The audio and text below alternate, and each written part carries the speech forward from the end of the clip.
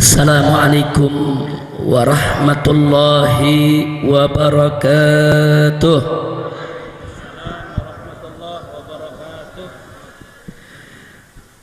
Bismillah walhamdulillah wala hawla wala quwwata illa billah. Ashhadu an la ilaha illallah wahdahu la syarika lah wa ashhadu anna sayyidana Muhammadan abduhu wa rasuluh la nabiyya ba'dah. Allahumma salli wa sallim wa barik ala sayyidina wa habibina wa syafi'ina wa maulana nabiyyina Muhammadin wa ala alihi at-tahirin at-tayyibin wa ashabihi al-ghurril mayamin wa man tabi'ahum bi ihsanin ila yaumiddin. Saudara, tadi menjelang maghrib saya sampai masuk ke Tegal ini, saya bertemu dengan Ustadz Saifullah. Beliau bercerita yaitu tentang keinginan daripada beliau dan panitia untuk saya bisa menjelaskan tentang peran NU dan seluruh para pemudanya, yaitu dalam perjuangan melawan PKI. Saya terima apa yang beliau inginkan tadi dan saya sampaikan kepada beliau, insya Allah malam hari ini akan kita bahas yaitu persoalan tentang apa dan bagaimana PKI, insya Allah. Karena memang kebetulan saya ingin sampaikan kepada segenap umat Islam, tahun ini secara gencar di mana-mana saya dan kawan-kawan sedang melakukan kampanye besar-besaran untuk mengantisipasi kebangkitan PKI di Indonesia.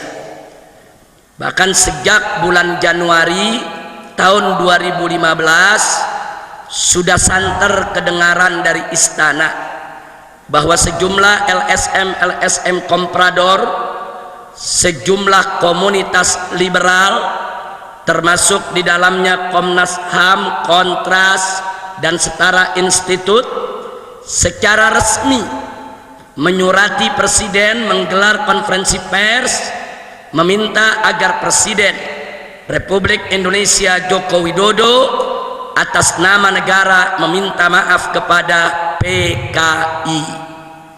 Jadi ini bukan isu, saudara, bukan. Ini real.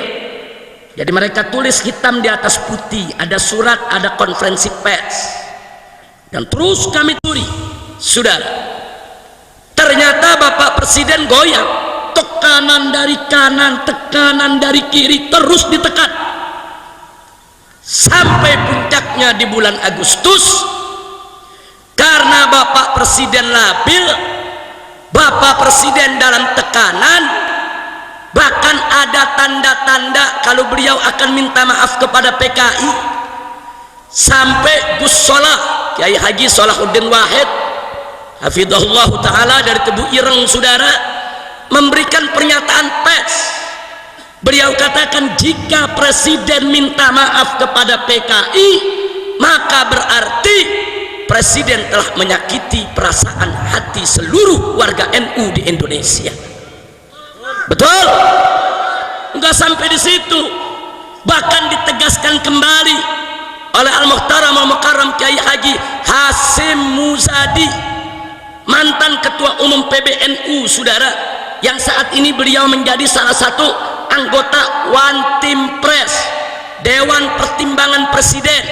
Beliau langsung bicara kepada Presiden, kalau Bapak Presiden sampai minta maaf kepada PKI, bukan NU saja disakiti, seluruh umat Islam Indonesia ikut disakiti, saudara. Betul? Dan gak sampai di situ, Kiai Haji Hasyim Muzadi bicara kepada kami para habaib, kalau sampai presiden minta maaf kepada PKI, ya bubar-bubaran, bargi barbe, bubar sigi, bubar kabeh. Artinya isyarat dari beliau, kalau sampai presiden minta maaf kepada PKI, beliau akan mundur dari Watim-Pres. Beliau nggak terima, saudara. Ada urusan apa presiden meminta maaf sama PKI? Nah, saya ditanya sama wartawan, Habib, kenapa sih presiden nggak boleh minta maaf sama PKI? Saya jawab, sekalian lagi minta maaf sama Belanda, sekalian minta maaf sama Jepang, sekalian presiden pidato, Belanda maaf ya, dulu kami ngelawan, minta maaf, maaf dulu waktu anda menjajah kami nggak patuh, maaf Belanda, maaf kalau anda dulu nggak kerasan di negeri kami, minta maaf Belanda. Tanggung-tanggung amat minta maaf sama PKI, saudara.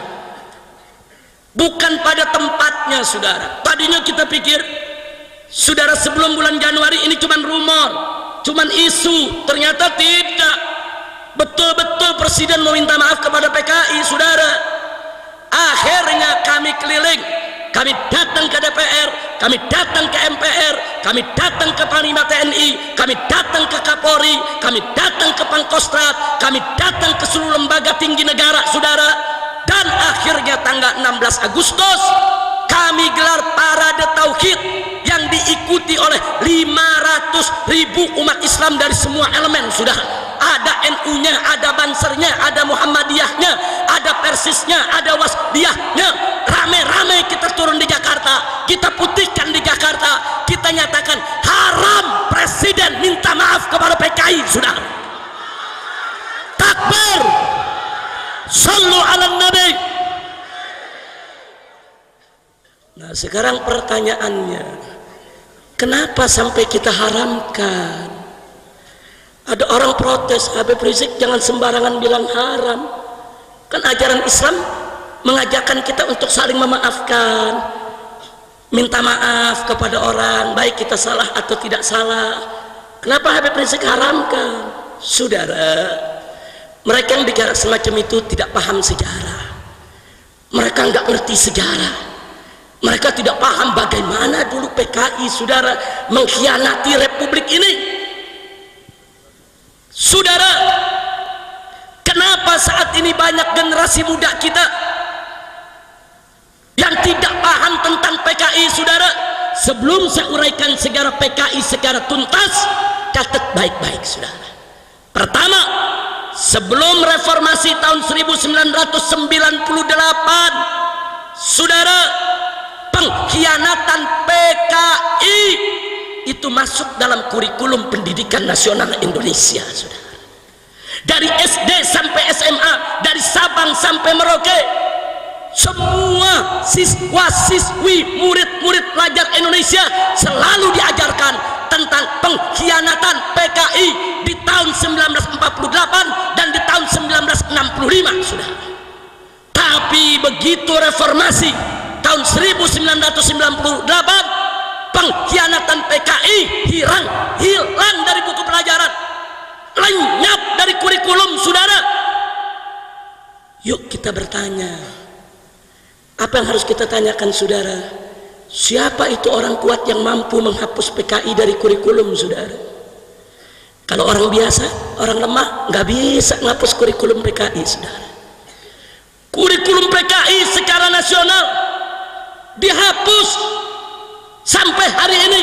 Makanya pemuda-pemuda Indonesia, saudara, siapapun dia yang lahir di tahun 90-an, yang tahun 98 baru duduk di SD, sampai hari ini mereka tidak pernah mendapat pelajaran tentang pengkhianatan PKI. Mereka nggak tahu siapa PKI, saudara. Nggak sampai di situ. Sebelum tahun 1998, saudara, televisi nasional, baik itu TVRI maupun televisi swasta, diharuskan setiap tanggal 30 September untuk memutar ulang film dokumenter tentang pengkhianatan G30S PKI, saudara. Tapi setelah reformasi 98, semua televisi tidak ada lagi yang berani untuk memutar film dokumenter G30 SPKI, dilarang. Pertanyaannya, siapa itu? Siapa yang punya kekuatan untuk melarang semua televisi, saudara? Itu bukan orang kecil, itu bukan orang biasa, itu orang kuat, baik secara keuangan, secara ekonomi, maupun secara politik, saudara. Kalau dia orang lemah, nggak bisa, saudara. Dia larang televisi, sampai hari ini tidak berani untuk memutar kembali film dokumenter pengkhianatan PKI.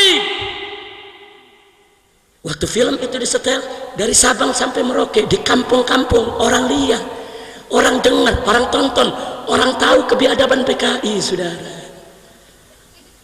Yang ketiga, saudara, semenjak reformasi tahun 98, saudara, Anda tahu apa yang hilang dari tengah-tengah kita?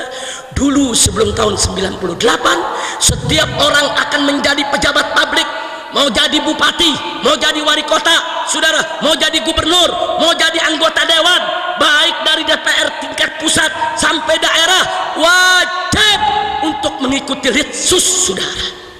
Ada litsus. Apa itu litsus? Penelitian khusus.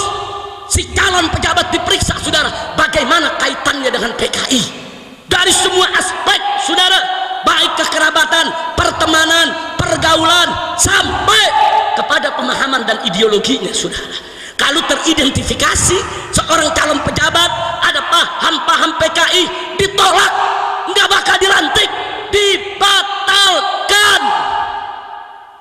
Tapi sekarang, saudara, di DPR RI kita punya daftarnya, tidak kurang dari 100 anggota DPR RI. Mereka adalah orang-orang yang sampai hari ini tetap mengkampanyekan ideologi PKI. Bisa jadi anggota DPR RI, bahkan ada yang bangga, dia ledek kita semua, saudara. Dia masuk ke salah satu partai, kemudian masuk menjadi anggota DPR RI, saudara. Kemudian setelah itu menjadi ketua salah satu komisi di DPR RI, lalu dia buat buku, apa judulnya, saudara? Aku bangga jadi anak PKI. Enggak sampai di situ, dia bikin buku lagi dengan judul Anak PKI Masuk Parlemen. Maksudnya dia mau ledek kita semua, dia mau ledek kiai, dia mau ledek pesantren, dia mau ledek umat Islam. Aku anak PKI, mau apa? Aku sekarang di DPR, mau apa? Masya Allah, saudara. Kita umat Islam tentu tidak memusuhi anak-anak PKI. Yang salahkan dulu orang tuanya, bukan anaknya. Dalam Islam tidak ada dosa keturunan, saudara. Tapi tolonglah anak-anak PKI tersebut, saudara, jangan lagi mengkampanyekan ideologi bapaknya. Sudahlah, nafat-tafat yang sudah berlalu biarkan dia berlalu. Bapaknya dulu salah, ya sudah salah, doakan saja semoga diampuni oleh Allah. Tinggal anak-anaknya jangan melanjutkan ideologinya, saudara. Ayo menyatu dengan umat Islam. Silakan mereka ikut NU, ikut Muhammadiyah, ikut majelis taklim, anak-anaknya masuk pesantren, biar besok bisa jadi ustadz, jadi kiai, saudara. Kita tidak memusuhi mereka, tidak. Saya juga tidak setuju kalau anak-anak keturunan PKI dipres, ditekan, dimusuhi, hak politiknya dikebiri, nggak boleh. Mereka punya hak ekonomi, hak politik, hak sosial yang tidak boleh kita ganggu. Tapi syarat, mereka tidak boleh lagi mengkampanyekan ideologi PKI. Mereka tidak boleh lagi memperjuangkan kebangkitan PKI. Mereka tidak boleh lagi menghidupkan PKI di Republik ini. Betul? Takbir. Sallu ala nabi. Jadi, saudara, pertanyaannya, siapa itu yang menghapus litsus itu dari DPR, saudara, dari pejabat publik, saudara?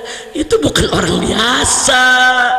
Kalau orang biasa nggak bisa menghapus litsus, saudara. Itu orang yang punya kekuatan politik, kekuatan ekonomi, kekuatan uang, saudara. Makanya di sini perlu saya katakan, kalau ada pejabat atau siapapun mengatakan, saudara, tidak usah cerita PKI, PKI masa lalu, PKI sudah finish, PKI mustahil bangkit kembali, bohong, saudara. Kalau ada yang bicara semacam itu, mereka sedang meninak bobokan masyarakat Indonesia, supaya kita lalai, supaya kita tidak waspada, supaya PKI dengan leluasa bangkit kembali di tengah-tengah kita. Dan ini kenyataannya, saudara. Insya Allah, gara-gara kita pikir oh PKI udah selesai, PKI udah habis, PKI mustahil bangkit lagi. Saudara, tahu-tahu apa yang terjadi? Kurikulum pengkhianatan PKI hilang dari sekolah, film dokumenter pengkhianatan PKI hilang dari televisi. Saudara, litsus penelitian khusus untuk calon pejabat saudara dihapuskan. Saudara, hati-hati saudara, mereka sedang menyusun kembali kekuatan saudara. Maka jangan salahkan saya kalau saya mengatakan, mereka mengatakan komunis sudah habis, komunis sudah selesai. Mereka sebetulnya sedang meninak bobokan kita supaya kita lalai, supaya kita tidak waspada. Nah buktinya sekarang kita lihat, kalau kita buka internet, berapa banyak anak-anak muda kita yang tidak tahu PKI, bela PKI saudara, atas nama hak asasi manusia, atas nama kebebasan saudara. Berapa banyak mereka bela-bela PKI, mereka bilang PKI baik, PKI pejuang, PKI pahlawan, PKI revolusioner. Nah, karena itu pada malam hari ini yuk kita belajar dari sejarah. Allah berfirman dalam Al-Quranul Karim, faqala ta'ala fa'tabiru ya ulil absar. Ambillah pelajaran wahai mereka yang punya akal pikiran, punya hati nurani. Jangan lalai dari sejarah kita saudara. Karena Nabi berpesan, orang beriman itu tidak jatuh dalam satu lubang dua kali saudara. Jangan sampai nanti kita jatuh lagi, terjebak oleh paham-paham PKI yang ingin menghancurkan kita saudara. Nggak sampai di situ, umat Islam saudara harus merapatkan barisan.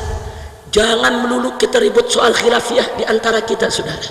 Jangan, yuk kita rapatkan barisan kita, kita satukan potensi kita saudara. Karena jika kita tidak bersatu dari hari ini, besok begitu PKI bangkit, kita hanya akan menjadi korban mereka saudara. Hati-hati Pak Bu ya. Maka itu saya mau tanya pada malam hari ini, siap untuk mengkaji soal PKI? Saya mau tanya semua, siap mengkaji soal PKI? Mau tahu PKI? Betul, takbir, sallu ala. Saya akan uraikan soal PKI secara rinci. Nanti Anda yang menilai saudara, apakah presiden pantas minta maaf kepada PKI atau tidak. Nanti Anda yang menilai, apakah PKI itu pejuang atau pecundang, apakah PKI itu pahlawan atau bajingan saudara. Nanti Anda yang menilai. Saya hanya memberikan informasi sejarah yang bisa dipertanggungjawabkan, bukan konon katanya saudara. Tidak, ada arsipnya, ada dokumennya, ada foto-fotonya saudara, arsip nasional. Nah, karena itu saudara, di awal ceramah ini juga saya ingin mengingatkan kepada semua akan amanat Allah subhanahu wa ta'ala dalam Al-Quran. Faqala ta'ala wa'tasimu bihablillahi jami'a wa la tafarraqu. Berpegang teguhlah kamu sekalian kepada hablullah, tali Allah, agama Allah, hukum Allah, aturan Allah, dan jangan sekali-kali kamu berpecah belah. Kita harus bersatu dalam iman dan Islam, kita harus bersatu dalam akidah, kita harus bersatu dalam menegakkan Islam, kita harus bersatu dalam menegakkan hukum Allah, kita harus bersatu dalam iman dan takwa kepada Allah subhanahu wa ta'ala. Saya mau tanya semua, siap bersaudara, siap bersatu, siap bela Allah dan Rasulnya, siap bela Islam, siap bela negara Indonesia? Takbir, sallu ala nabi, Allahumma salli wa sallim wa barik alaih. Kita mulai saudara. Perhatikan baik-baik khususnya generasi muda yang mau tahu tentang PKI, dan nanti kita lihat bagaimana dahsyatnya peran NU dan Banser dalam melawan PKI saudara. Kita mulai dari tahun 1914 saudara, sebelum kemerdekaan Indonesia. 85 tokoh komunis dari Belanda datang ke Indonesia mendirikan Perserikatan Buruh Sosialis Demokratik saudara, diberi nama ISDV. ISDV itu singkatan dari Indiski Sosialis Demokratik Verniki, yang artinya Serikat Buruh Sosialis Demokratik yang berpaham komunis, yang berkiblat kepada Uni Soviet. Kenapa ISDV ini didirikan di Indonesia oleh 85 tokoh komunis Belanda? karena partai sosialis di Belanda hendak menggoyang pemerintahan Hindia Belanda, saudara. Kenapa mau digoyang? Karena pemerintahan Hindia Belanda, saudara, berpaham kapitalis. Jadi mereka mau goyang stabilitas politik untuk mereka jatuhkan pemerintah kapitalis yang berkuasa agar mereka bisa kudeta ganti dengan pemerintahan komunis Belanda, saudara. Dan mereka melihat bahwa ladang Belanda ada di Indonesia. Belanda mengambil segala kekayaan Indonesia, rempah-rempah, segala macam produk pertanian, ladang, persawahan, kekayaan Belanda diambil dari Indonesia, saudara. Maka itu tokoh-tokoh komunis ini melihat goyang Indonesia, niscaya goyang pemerintahan Hindia Belanda. Kalau pemerintah Hindia Belanda sudah goyang, rubuhkan kapitalis, ganti dengan komunis, saudara. Itu manifesto politik mereka, saudara. Didirikanlah dan dipimpin oleh tokoh komunis Belanda yang bernama Henk Sneevliet, saudara. Apa yang dilakukan oleh serikat buruh ini? Dia merekrut para petani dan para buruh di kampung-kampung, saudara.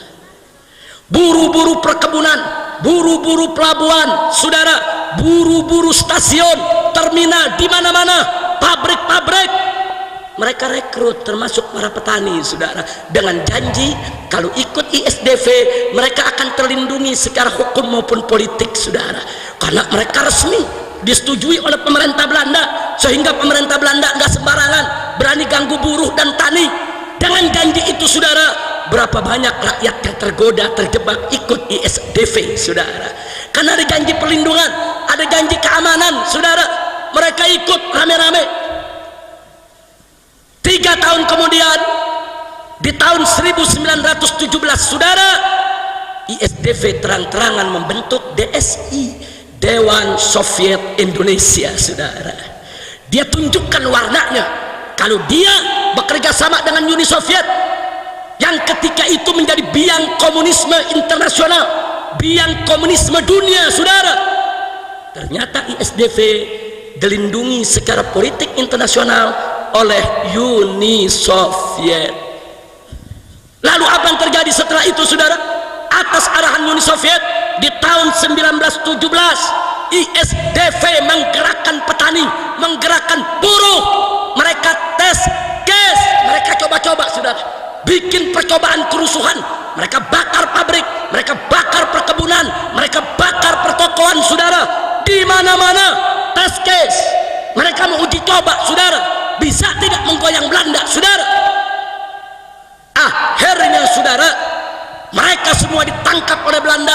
Belanda turun mengatasi kerusuhan yang ada, saudara. Akhirnya tokoh-tokoh komunis Belanda tersebut ditangkap dan dikembalikan ke Belanda, saudara.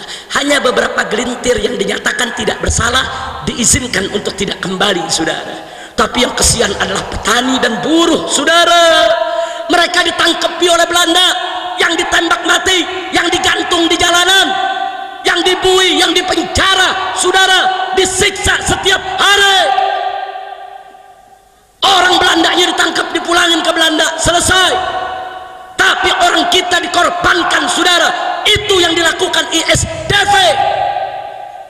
Jadi anak-anak PKI jangan coba-coba sok-sok bangga-banggaan, saudara. Anak-anak PKI di Indonesia apa mereka bilang? Kami pejuang, kami pahlawan, kami revolusioner. Tahun 1917 kami berontak kepada Belanda. Ahlan wa sahlan bil habib, fadhal, fadhal, silakan, silakan. Sallu ala nabi, fadhal, silakan, silakan. Ahlan wa sahlan, ya marhaba, barakallahu. Ahlan wa sahlan. Kira-kira yang saya sampaikan jelas tidak? Saya tanya semua, kira-kira yang saya sampaikan jelas tidak? Paham semua?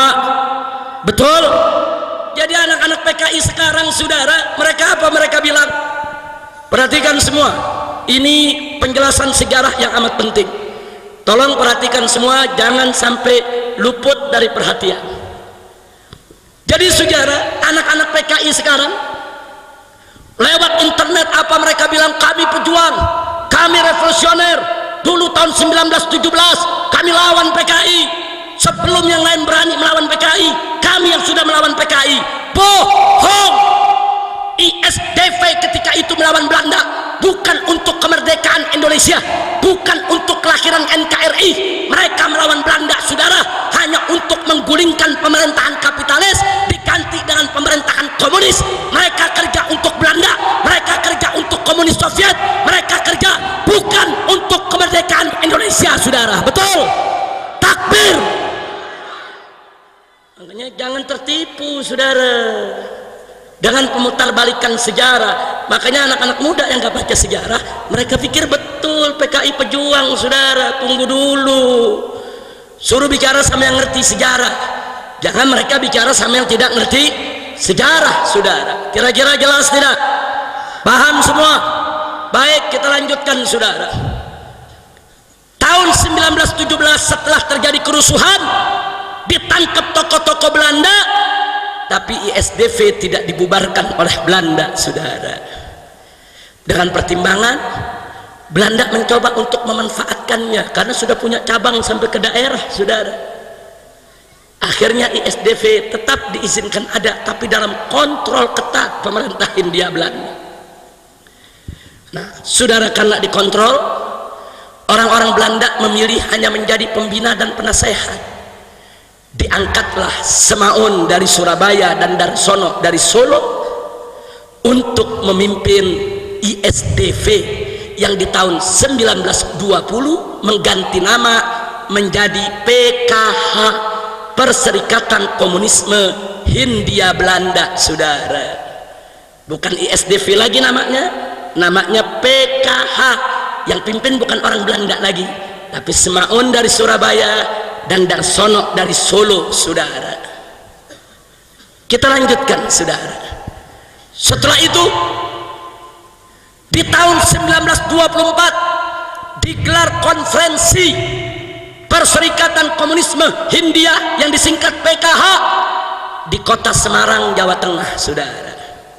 Melalui konferensi tersebut PKH ganti nama menjadi PKI, Partai Komunis Indonesia, yang diangkat menjadi pimpinan adalah Musso dan Alimin, saudara. Catat baik-baik, saudara. Kenapa mereka berubah menjadi partai? Sebab di awal tahun 1924 ada konferensi komunisme internasional yang diadakan di Moskow, menginstruksikan kepada seluruh serikat buruh yang berkiblat ke Soviet untuk membentuk partai politik di negeri masing-masing, saudara. Ini semua arahan Soviet, saudara. Ini kerja Soviet. Lalu tahun 1927, saudara, tanpa diduga ini PKI berkembang pesat. Setelah menjadi partai, makin banyak orang yang berminat, saudara, dengan aneka rakam janji. Kalau ikut PKI partai, nanti bisa jadi pejabat, nanti bisa jadi anggota dewan, nanti bisa jadi ini, bisa jadi itu, saudara. Buruh dan tani berbagai daerah rame-rame ikut kepada PKI, saudara. Nggak main-main, saudara. Akhirnya apa yang terjadi? Di tahun 1924 mereka lakukan kerusuhan besar-besaran, saudara, lebih besar dari tahun 1917. Mereka bakar terminal, mereka bakar stasiun, mereka lakukan sabotase kepada kantor-kantor pemerintah, mereka bakar perkebunan, mereka bakar hutan, mereka bikin kekacauan di mana-mana. Buruh-buruh mogok kerja, saudara, dibikin kekacauan. Pemerintah Hindia Belanda marah besar, diturunkan tentara sebanyak-banyaknya untuk mengatasi para buruh dan tani, dan akhirnya kerusuhan itu bisa diatasi oleh Belanda. Bagaimana pimpinan PKI, saudara? Musso dan Alimin dibuang ke Moskow, bukan di penjara, saudara. Dibuang ke Moskow atas pemerintahan Uni Soviet. Di Moskow dia punya rumah, di Moskow punya mobil, di Moskow dia dapat gaji, saudara. Agen KGB, agen rahasia Uni Soviet. Lalu bagaimana dengan rakyat, petani dan buruh, saudara, yang diprovokasi, yang dihasut untuk melakukan kerusuhan? Mereka diberondong oleh Belanda, dibantai oleh Belanda, dibunuh oleh Belanda. Berapa ribu yang mati? Dan 13.000 orang ditangkap, dibuang ke Irian, Papua sana, saudara. Dipaksa kerja keras, rodi. Nggak sampai di situ, petani-petani ditangkapi, ditembak satu persatu, mayatnya digantung di jalan-jalan, saudara. Masya Allah. Jadi di sini juga anak-anak PKI jangan coba-coba mengatakan kami pejuang, kami revolusioner. Dulu orang-orang tua kami melawan Belanda. Dulu PKI melawan Belanda bukan untuk memerdekakan Indonesia. Dulu PKI melawan Belanda, saudara, mereka hanya menjadi alat Uni Soviet untuk menggulingkan pemerintahan kapitalis di Eropa untuk diganti dengan pemerintahan komunis. Buruh dan tani hanya dijadikan korban, buruh dan tani hanya dijadikan bemper. Kurang ajar ini PKI, saudara. Begitu saya mau tanya semua yang dari sini, kalau gitu PKI likik tidak? Likik tidak? Mengorbankan rakyat, buruh, petani jahat tidak? Zalim tidak? Itu yang mereka lakukan, saudara. Baca manifesto PKI, mana ada untuk memerdekakan Indonesia? Enggak ada, saudara. Akhirnya di tahun 1927, setelah PKI melakukan kerusuhan besar, dibubarkan oleh Belanda, saudara. Sejak saat itu finish PKI tidak ada, saudara. Bagaimana nasib Musul Alimin? Tinggal di Uni Soviet, saudara.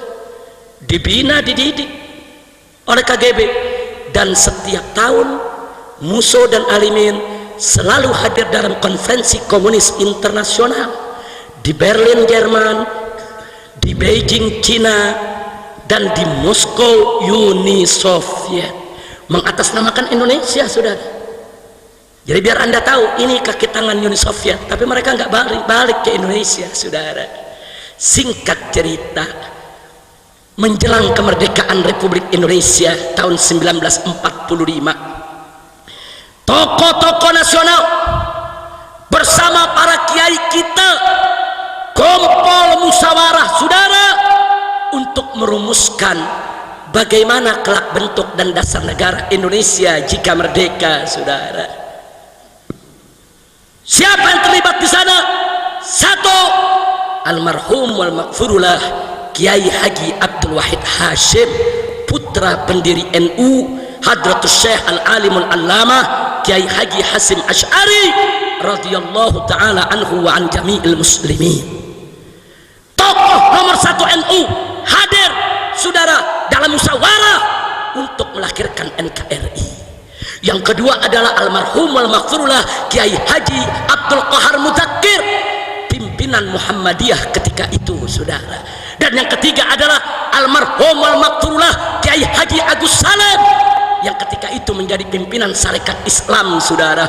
Ini trio kiai, ini trio ulama, saudara, luar biasa. Kenapa Bung Yamin, Bung Hatta berbulan-bulan berdebat dengan kiai kita tiga ini untuk bicara dasar negara? Nggak menang, saudara. Nggak menang. Bagaimana Bung Hatta, Bung Karno, Bung Yamin mau menang berdebat sama kiai yang hafal Quran?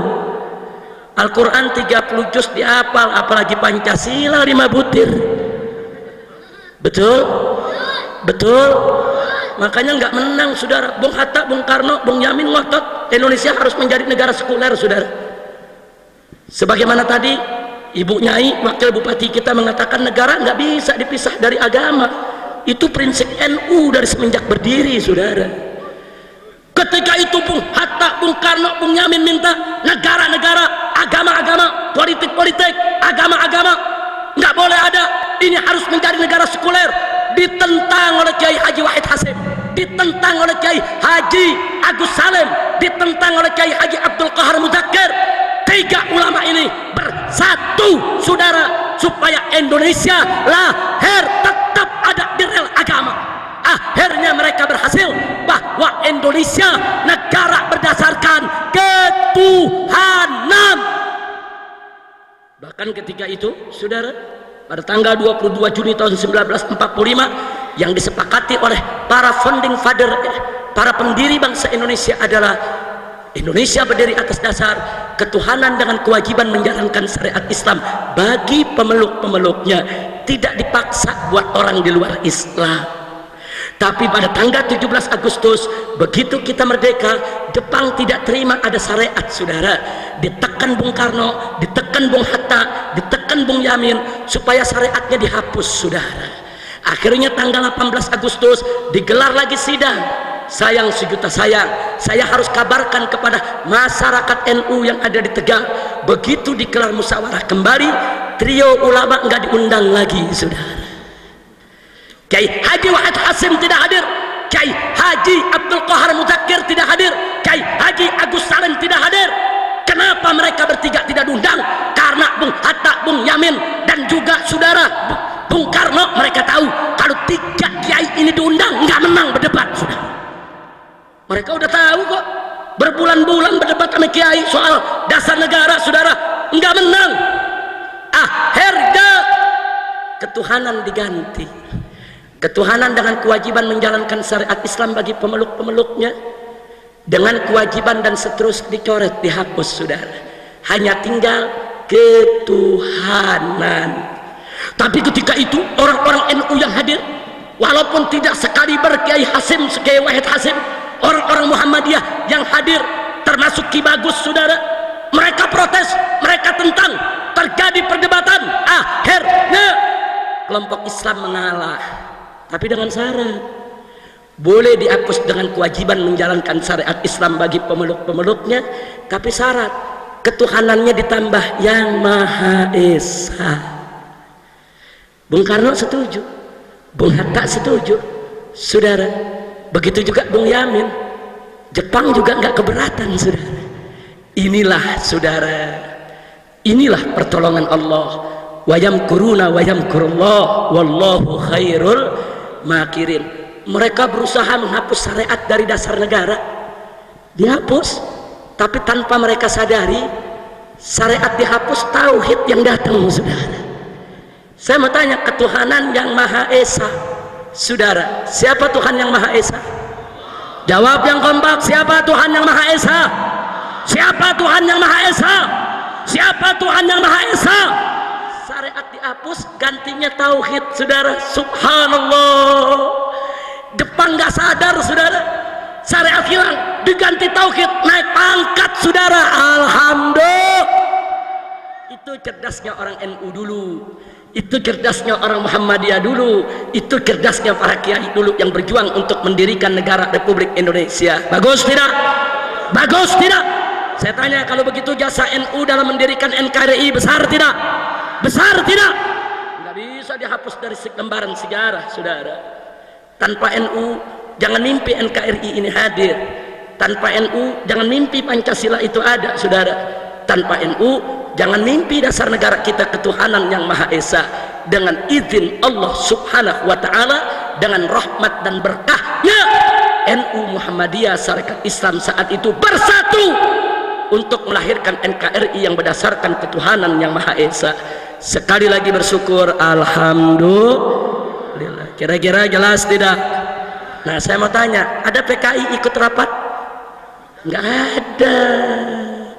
Ada PKI ikut musyawarah? Nggak ada, saudara. PKI udah bubar. Musuh Arimin ada di Soviet, saudara. Nggak ada mereka ikut merumuskan lahirnya negara kesatuan Republik Indonesia. Nggak ada PKI ikut rapat, nggak ada PKI ikut musyawarah, nggak ada PKI ikut sidang melahirkan negara. Tidak ada. Yang melahirkan negara Republik Indonesia adalah saudara Kiai Haji Wahid Hasim, Kiai Haji Abdul Qahar Mudzakkir, Kiai Haji Agus Salim, Bung Karno, Bung Hatta, Bung Yamin, dan kawan-kawan yang ikut dalam sidang BPPKI, saudara. Itu yang melahirkan Republik Indonesia. Tidak ada PKI. Kira-kira jelas tidak? Paham tidak?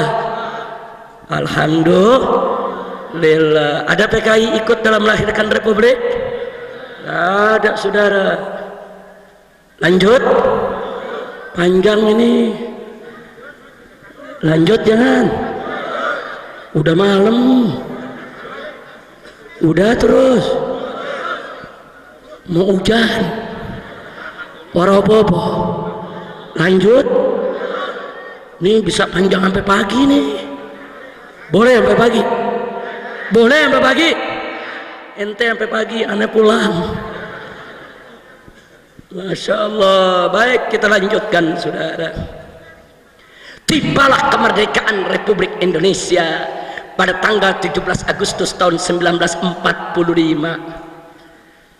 Begitu kita merdeka, saudara, membentuk pemerintahan, tidak ada satu PKI pun yang dilibatkan dalam pemerintahan, saudara.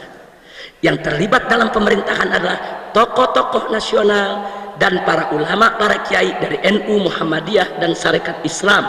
Mereka yang dilibatkan, saudara, dan mereka sepakat Soekarno sebagai presidennya, Bung Hatta sebagai wakilnya, walaupun belum ada pemilu, saudara. Ketika itu belum ada pemilu, saudara, tapi mereka sepakat untuk menyelamatkan negara, di mana Bung Karno, Bung Hatta mendapatkan tugas untuk menjaga stabilitas negara, menjaga kedaulatan kemerdekaan Republik Indonesia sampai bisa digelarnya pemilihan umum, saudara. Bagus tidak? Saya tanya umat Islam, kompak begitu? Bagus tidak? Bagus tidak?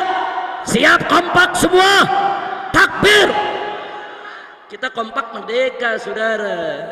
Makanya jangan berpecah belah. Baik, saudara. Akhirnya, saudara, tokoh PKI dari Uni Soviet bulan Oktober pulang dari Moskow, saudara. Mereka pulang dari Moskow dengan Indonesia merdeka, saudara. Rame-rame mereka pulang. Mereka kumpulkan mantan-mantan tokoh PKI. Mereka menghadap ke Bung Karno. Mereka minta dilibatkan di dalam kekuasaan, saudara. Mereka merasa diri mereka masih besar. Mereka merasa mereka punya anggota di mana-mana. Tapi ditolak oleh Bung Karno dan kawan-kawan, saudara. Siapa mereka? Datang-datang minta kekuasaan. Unyil. Jadi saya tanya, kalau begitu Bung Karno menolak, bagus tidak? Bagus tidak? Ditolak. Nah, perhatikan, ini urusan Tegal ini, saudara. Ini urusan Tegal nih. Apa yang saya mau sampaikan, saudara? Begitu PKI ditolak, saudara, yang pertama PKI lakukan, mereka membangun gerakan bawah tanah, saudara. Di antara yang mereka bangun di Tegal ini, saudara, saya sebut di Tegal. Satu, mereka bentuk API, Angkatan Pemuda Indonesia. Dua, mereka bentuk AMRI, saudara, Angkatan Muda Republik Indonesia. Mereka bentuk di Tegal sampai ke Selawi, saudara. Mereka bentuk di Tegal, lurah-lurah dan camat-camat mereka datangi. Mereka paksa untuk ikut PKI. Yang nggak mau mereka ancam untuk dibunuh. Ada lurah di Tegal yang diculik dibunuh, camat di Tegal yang diculik dibunuh, saudara, karena tidak mendukung PKI. Bukan hanya di Tegal, termasuk di Banten, saudara. Bahkan di Banten mereka rebut Kabupaten Tangerang. Mereka tangkap, saudara, bupatinya. Mereka usir, yaitu, saudara, bupatinya adalah Agus Patmanegara. Nggak sampai di situ, satu tokoh nasional di wilayah Tangerang karena tidak setuju dengan PKI dibunuh, yaitu Otto Iskandar Dinata, saudara. Mereka bunuh. Yang tidak dukung PKI mereka bunuh. Kenapa mereka menciptakan teror dari Tegal ke Brebes, ke Banten, ke Tangerang, saudara? Supaya Bung Karno goyang, nerima mereka dalam kekuasaan. Ini kan negara baru merdeka, saudara. Bung Karno belum kuat, tentara belum kuat, saudara. Modal Bung Karno dukungan NU, modal Bung Karno dukungan Muhammadiyah, modal Bung Karno dukungan Sarekat Islam, saudara. Tentara nih masih baru dibentuk, saudara. Dirongrong. Akhirnya tanggal 21 Oktober tahun 1945 PKI mendeklarasikan diri kembali di Indonesia, saudara. Dia berdiri lagi sebagai partai, nggak bisa dilarang. Dia lawan Bung Karno. Begitu bulan Oktober tanggal 21 berdiri, saudara, Bung Karno tetap tidak akui mereka. Akhirnya PKI merebut keresidenan Pekalongan, saudara. Mulai dari Brebes, Tegal, Comal, Pemalang, Pekalongan, Batang dikuasai oleh PKI.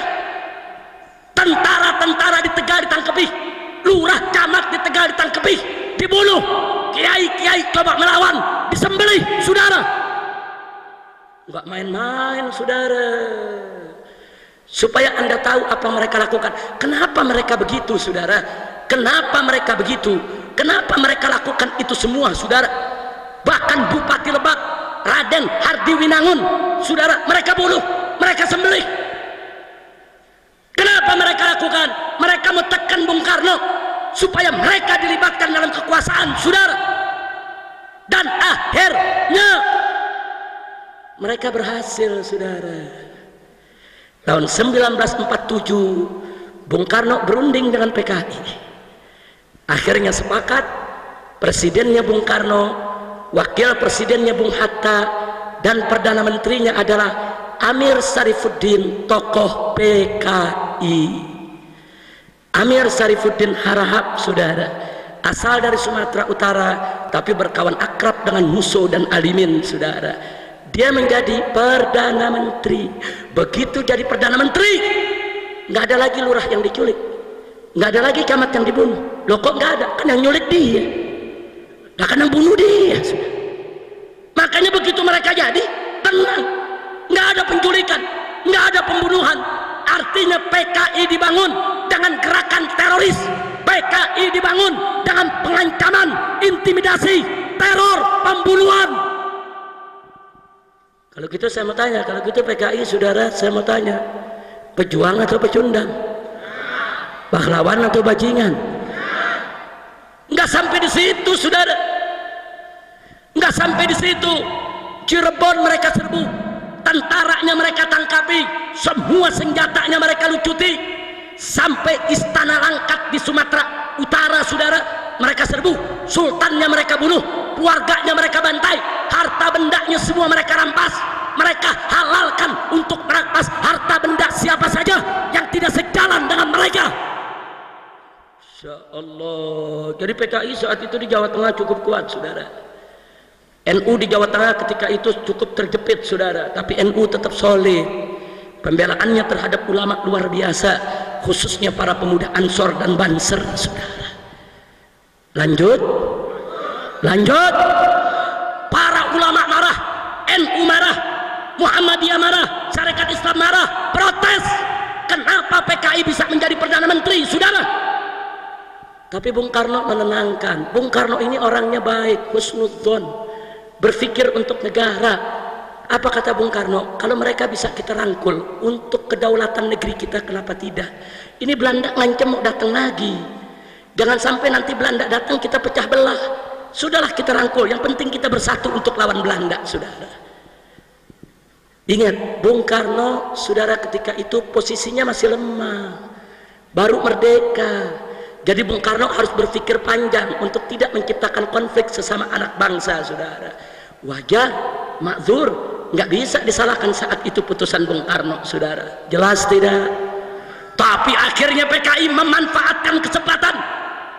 Sepanjang tahun 1947, saudara, begitu Amir Sarifuddin menjadi perdana menteri, saudara, itu kepala-kepala dinas di pegawai negeri sipil diganti dengan kader-kader PKI, komandan-komandan polisi, komandan-komandan tentara diganti dengan kader-kader PKI. PKI masuk angkatan darat, PKI masuk angkatan laut, PKI masuk angkatan udara, PKI masuk ke pegawai negeri, semua angkatan PKI masuk, saudara. Marah para ulama, saudara, tapi ditenangkan oleh Bung Karno. Ulama minta supaya PKI ini kabinetnya dibubarkan, tapi Bung Karno nggak bisa kerjakan itu, saudara. Tekanan PKI terlalu kuat. Akhirnya kesempatan itu datang.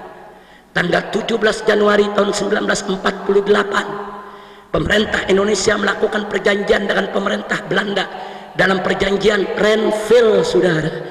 Keputusannya merugikan Indonesia, merusak kedaulatan bangsa. Akhirnya ulama tidak tahan, rame-rame datang ke Bung Karno, termasuk Bung Hatta, mengancam Bung Karno, kalau kabinet PKI tidak dibubarkan, Amir Sarifuddin tidak diberhentikan, kami semua mundur dari kabinet Soekarno, saudara. Karena diancam. Soekarno tidak punya pilihan. Amir Sarifuddin diberhentikan dari Perdana Menteri. kabinetnya dibubarkan, saudara. Lalu siapa jadi Perdana Menteri? Bung Hatta merangkap Perdana Menteri, di samping beliau menjadi wakil presiden. Lalu apa yang dilakukan oleh Bung Hatta, saudara? Atas desakan NU, atas desakan Muhammadiyah, atas desakan Sarekat Islam, Bung Hatta, saudara, meluncurkan politik RERA. Apa itu RERA? Re-nya reorganisasi, R-nya rasionalisasi. Maksudnya apa? Semua kader PKI di pegawai negeri sipil diberhentikan oleh Bung Hatta. Semua komandan tentara, komandan polisi yang berasal dari kader PKI diberhentikan, dibersihkan habis-habis negara ini dari unsur-unsur PKI. Bagus tidak? Bagus tidak? Dan Soekarno menyetujui itu, saudara. Karena itu permintaan para ulama, saudara. Lalu apa yang terjadi setelah itu, saudara? PKI marah, saudara.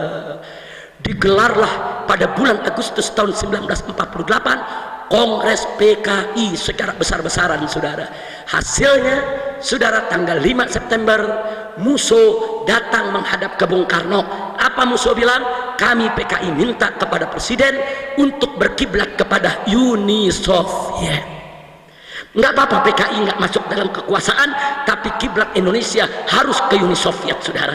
Dijawab oleh Bung Karno, kami baru merdeka dari Belanda. Bagaimana mungkin kedaulatan kami gadaikan kepada Uni Soviet? Mustahil. Kami bangsa merdeka, kami bangsa berdaulat. PKI marah, saudara. Marah dengan jawaban Bung Karno. Akhirnya tanggal 12 September, saudara, PKI mulai melakukan teror di Madiun, saudara. Anda tahu, Gubernur Jawa Timur Raden Mas Aryo Suryo mereka culik, mereka bunuh. Kepala tentara di Madiun Kolonel Marhadi mereka culik, mereka bunuh. Kepala Rumah Sakit Solo Dr. Mawardi, saudara, mereka culik, mereka bunuh. Bahkan, saudara, di tanggal 17 September mereka menyerang pondok pesantren almarhum Kiai Haji Sulaiman Zuhdi Afandi, saudara, di Magetan. Mereka serbu, santrinya mereka bantai, 108 orang mereka tangkap. Kiainya, ustadznya, lurahnya, camatnya, kepala polisinya, kepala tentaranya, 108 orang mereka seret ke pabrik gula Gorang Gareng, saudara, dan mereka sembelih satu persatu. Dan mereka masukkan ke dalam sumur di desa Koco, saudara, kecamatan Bendo, Kabupaten Magetan. Mereka bunuh karena Kiai tidak mendukung PKI, karena Kiai pro kepada Bung Karno dan Bung Hatta, saudara.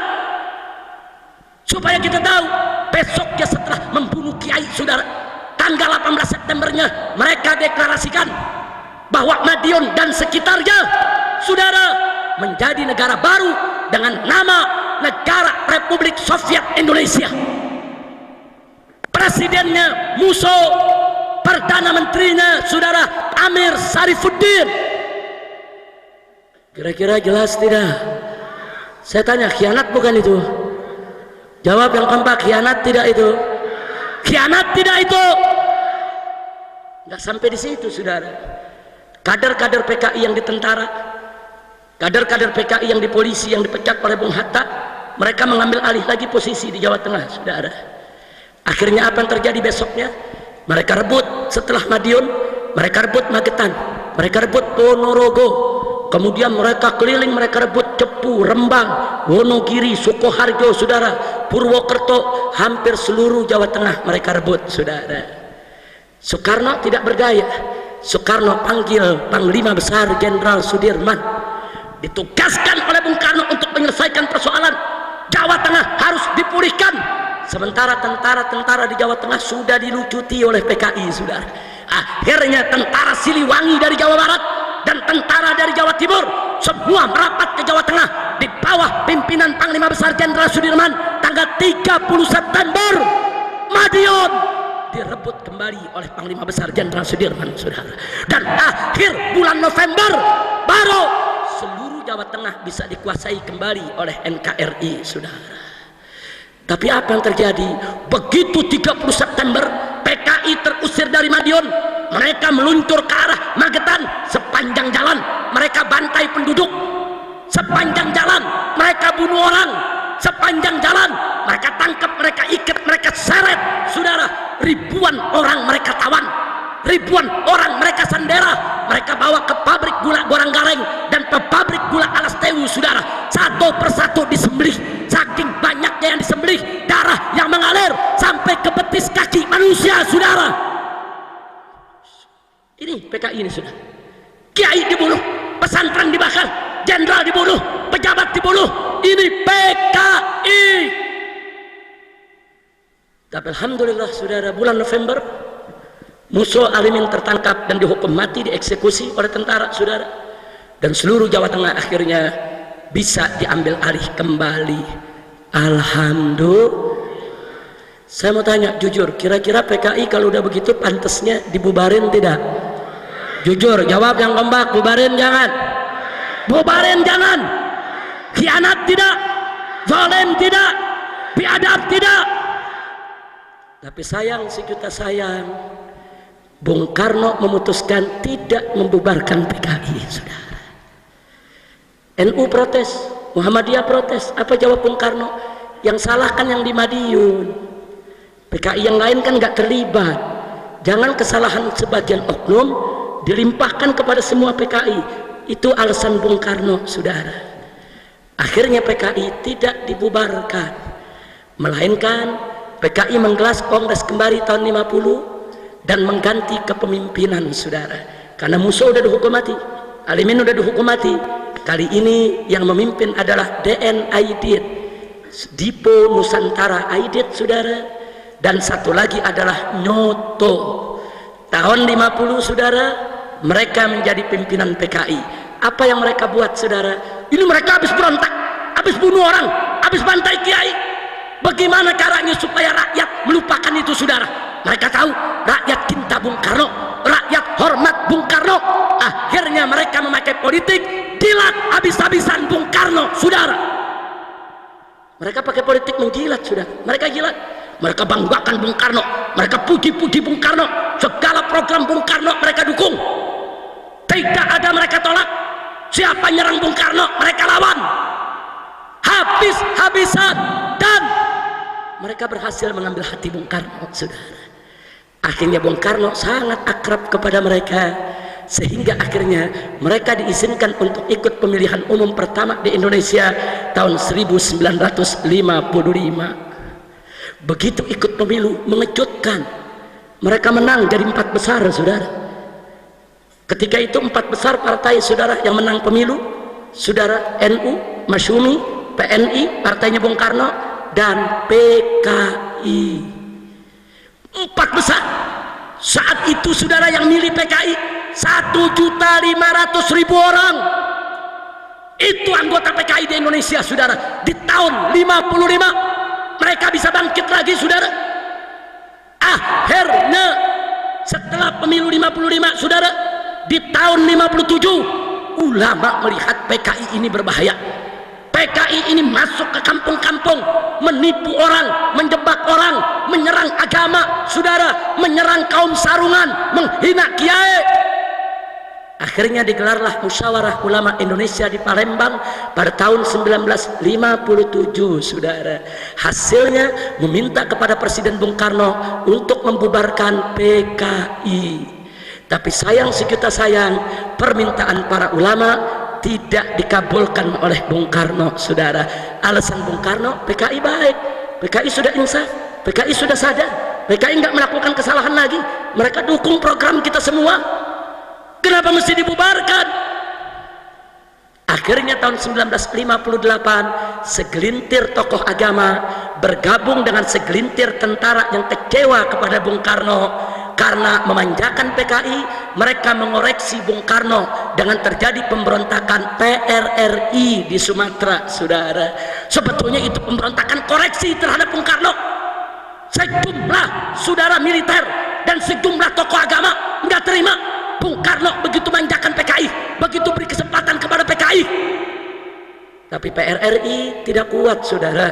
Dia hanya sekedar koreksi, akhirnya bisa diatasi, saudara. Lalu apa yang terjadi, saudara, setelah itu tahun 1958, saudara? Nah, setelah terjadi pemberontakan daripada PRRI, saudara, tahun 58, saudara, PKI makin dimanjakan oleh Bung Karno. Bahkan di tahun 1960, boro-boro Bung Karno mau terima saran ulama dan kiai, bahkan Bung Karno meluncurkan politik Nasakom, Nasional Agama Komunis. Kiai di kampung-kampung dibujuk oleh Bung Karno, ini tujuannya baik, ini untuk persatuan, ini PKI sudah sadar. Saudara, ya, sebagian ada yang terbujuk dan terayu, sebagian lagi tidak, saudara. Di tahun yang sama, Partai Masyumi, itu singkatan dari Majelis Syuro Muslimin Indonesia, menolak politik Nasakom. Hasilnya tanggal 17 Agustus 1960, Masyumi dibubarkan oleh Bung Karno, saudara. PKI minta bubarkan ini, yang nggak terima Nasakom. PKI bela Nasakom habis-habisan, sudah. Makanya tadi saya katakan PKI berhasil menggunakan politik ngejilat Bung Karno habis-habisan, saudara. Masyumi dibubarkan. Bahkan di tahun 1962, 2 orang tokoh PKI diangkat oleh Bung Karno sebagai Menteri Besar Penasehat Presiden, yaitu DN Aidit dan Nyoto, saudara. Akhirnya tahun 1963, di dalam rapat kabinet, 2 menteri PKI mendesak Bung Karno untuk mengganyang Malaysia, untuk perang lawan Malaysia, saudara. Tentara menolak, NU menolak, Muhammadiyah menolak, Syarikat Islam menolak. Kenapa harus perang dengan Malaysia? Saudara serumpun, seagama, tapi PKI tetap ngotot. Pengaruh PKI sangat kuat, saudara. Kenapa PKI ngotot? Karena ada instruksi dari Uni Soviet bahwa Partai Komunis Malaysia lemah, mau dibubarkan oleh pemerintah Malaysia, maka itu Malaysia harus digoyang. Kalau Malaysia digoyang, Partai Komunis Malaysia tidak bubar, saudara. Luar biasa liciknya, saudara. Enggak sampai di situ, sengaja dijorokin Bung Karno untuk perang dengan Malaysia, karena mereka punya program lain, saudara. Mari kita lanjutkan, saudara. Begitu sudah perang dengan Malaysia, tentara diturunkan, personel kurang, PKI mengajukan proposal kepada Bung Karno, saudara. Bapak Presiden, kami PKI siap membantu Presiden. Tentara kita nggak cukup, tentara kita nggak cukup. Maka itu kami ajukan proposal, bentuklah angkatan kelima. Sudah punya 4 angkatan, ada angkatan darat, angkatan udara, angkatan laut, angkatan kepolisian. Kita perlu angkatan kelima, yaitu angkatan buruh dan tani, saudara. Buruh dan tani yang terdidik hanya buruh dan tani PKI, saudara. Buruh dan tani yang ngerti organisasi hanya buruh dan tani PKI, saudara. Dan Soekarno mengabulkan itu, saudara. Kalau Anda jalan-jalan ke Jakarta, mampir sebentar di Menteng Perapatan, saudara. Di sana ada patung tani. Petaninya bawa bedil laras panjang dan bawa pistol pendek di pinggangnya, saudara. Petani bawa pacul, bukan bawa pistol, saudara. Itu patung PKI yang dibuat di zaman Bung Karno sebagai lambang kejayaan PKI. Sampai hari ini patung itu masih tetap bercokol di Jakarta, saudara. Jadi kita bicara ada fakta, kita nggak bicara konon katanya, saudara. Buka sejarah, saudara. Lalu apa yang terjadi? GPII, Gerakan Pemuda Islam Indonesia, saudara, tidak terima, saudara, adanya angkatan kelima, karena itu angkatan PKI. Akhirnya PKI marah, tekan Bung Karno, GPII dibubarkan, saudara. Jadi ulama minta PKI yang dibubarin ke Bung Karno, bukan PKI. Masyumi, GPII, saudara, nggak sampai di situ, saudara. Bahkan di awal tahun 1964, Partai Murba itu partainya mantan-mantan PKI, sudah. Dulu mereka ikut PKI, setelah mereka lihat kelikikan PKI, kejahatan PKI, mereka keluar. Mereka bikin partai baru namanya Murba. Murba itu adalah musyawarah rakyat banyak, saudara. Disingkat Murba. Murba memberitahu kepada Presiden Soekarno, hati-hati angkatan kelima PKI untuk kudeta, untuk berontak. Supaya Bung Karno menolak, membatalkan itu program. Bung Karno nggak mau tahu.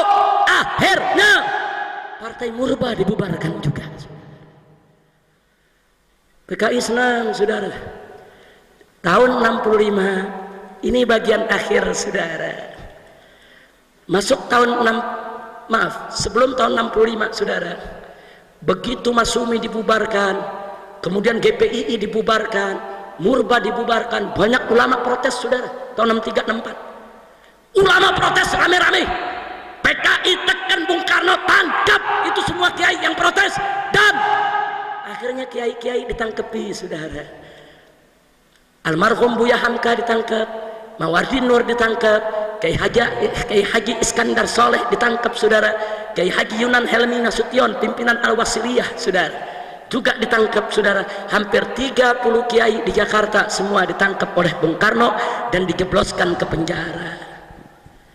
Saat itu saudara PKI melihat musuh-musuhnya udah bubar, Masumi sudah bubar, GPII sudah bubar, PSI bubar saudara, Murba bubar saudara, kiai-kiai udah banyak ditangkap saudara. Bagi PKI tinggal satu musuhnya, tentara saudara. Bagaimana cara menghabisi tentara? Bunuh jenderal-jenderalnya saudara. Kalau jenderal-jenderalnya dibunuh, tentara akan kucar-kacir berantakan saudara. Itulah sebabnya di bulan Juli tahun 1965 PKI dengan izin presiden mendatangkan 2000 pemuda dari berbagai daerah kumpul di Jakarta, masuk ke Halim Perdana Kusuma, base campnya. Mereka latihan perang saudara, resmi latihan bagaimana lempar granat, bagaimana merakit senjata, bagaimana cara menembak, bagaimana strategi perang saudara. Ya, ulama protes, kiai protes, NU protes, Muhammadiyah protes, tidak didengar oleh Bung Karno. Saat itu NU dan Muhammadiyah masih mengambil sikap saudara arif dan bijak, menasehati presiden. Belum, NU belum marah saudara, belum. Emang orang kalem kalau marah gawat saudara. NU belum marah saudara, masih kalem, masih meneliti ini ada apa nih di negeri model begini ini. Akhirnya saudara tanggal 30 September 7 jenderal diculik dari rumahnya oleh PKI untuk dibunuh. Hanya satu yang selamat, yaitu Jenderal Abdul Haris Nasution. Itu pun anaknya tertembak mati yang berusia 5 tahun, Ade Irma Suryani Nasution saudara. Yang lain berhasil ditangkap, diseret, dibawa saudara ke Halim Perdana Kusuma, disiksa, dibunuh, mayatnya dikeburkan dalam lubang buaya saudara. Setelah itu saudara, besok paginya Radio Republik Indonesia dikuasai oleh PKI. PKI mengumumkan lewat radio ke seluruh Indonesia bahwa Dewan Jenderal ingin kudeta, ingin menghabisi Soekarno. Kami tangkap, kami lawan, dan kami berhasil. Kini yang berkuasa di Indonesia adalah Dewan Revolusi Baru di bawah pimpinan Soekarno. Mereka sengaja pakai nama Soekarno supaya rakyat nggak berontak saudara, supaya rakyat percaya kalau jenderal-jenderal tadi ingin berontak saudara. Kalau jenderal-jenderal tadi ingin berontak, mestinya ditangkapnya bukan di rumahnya lagi tidur saudara, mestinya mereka lagi rapat digerebek saudara. Licik, pendusta, penipu saudara. Tapi di hari yang sama tanggal 1 Oktober itu saudara, Jenderal Abdul Haris Nasution dalam keadaan shock, dalam keadaan luka, kakinya tidak bisa jalan, dia kumpulkan para jenderal yang tersisa, termasuk Sarwo Edi, begitu juga Letjen Soeharto saudara. Semua mereka kumpulkan, diperintahkan oleh Jenderal Abdul Haris Nasution. Negara harus diselamatkan, negara nggak boleh diambil oleh PKI, ini berbahaya.